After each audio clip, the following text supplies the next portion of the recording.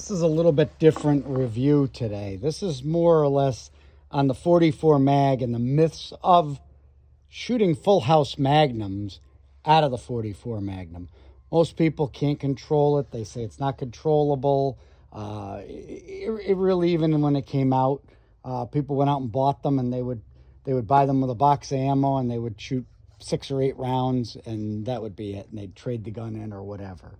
I have found ammunition, if you do want to shoot full house magnums, that are shootable.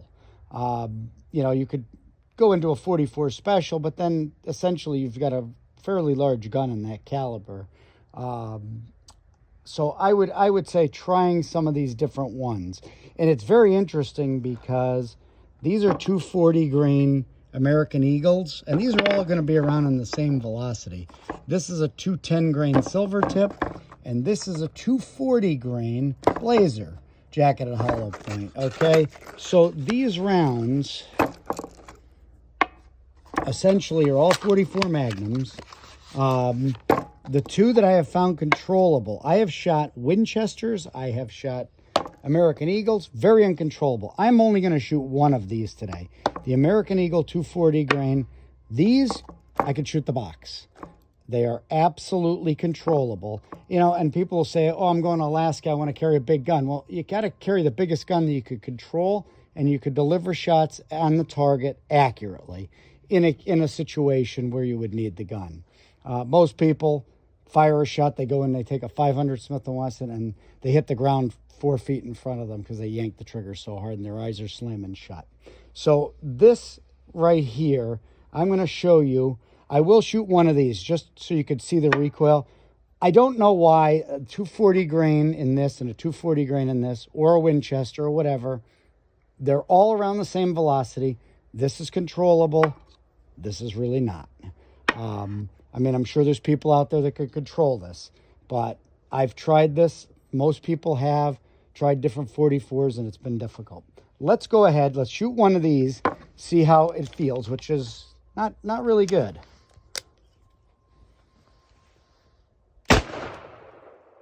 That's got a lot of juice. Now, we delivered a center shot with it, but follow-up shots would be very difficult. That gun flipped in my hand. The trigger guard hit my knuckle. No way. Okay? Now, let's shoot a 240 grain. I'll load this up. 240 grain. Same grain. Essentially, almost the same velocity. I think these are 12. These are 1230. 30 feet per second will not make that much of a difference. The Winchesters, which hurt just like the other ones, are 1180 in the 240. So let's shoot this and see what we got.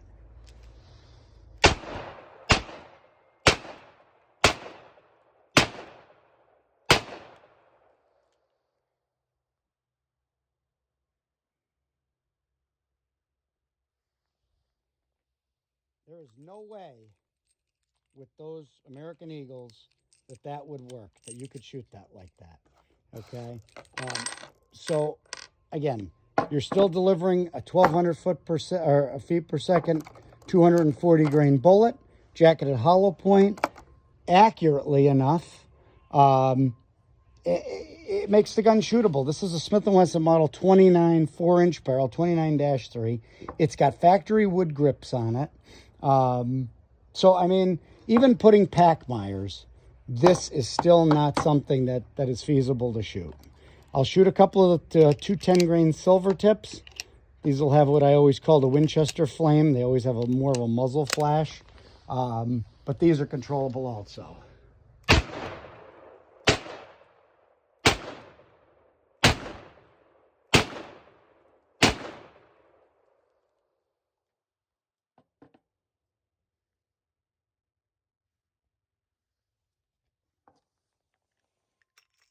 Okay, so that, if you decide you want to carry a 44 with full house magnums, I've shot these out of Smith & Wesson model 69s, which is an L frame, controllable. Shot these, controllable. Shot these, not controllable. Packmeyers, all kinds of different grips. So this is my recommendation. Blazer 240 grain jacketed hollow points, two 10-grain silver tips, which these are starting to come back out. You're starting to see these now. These are 1250 on the muzzle velocity.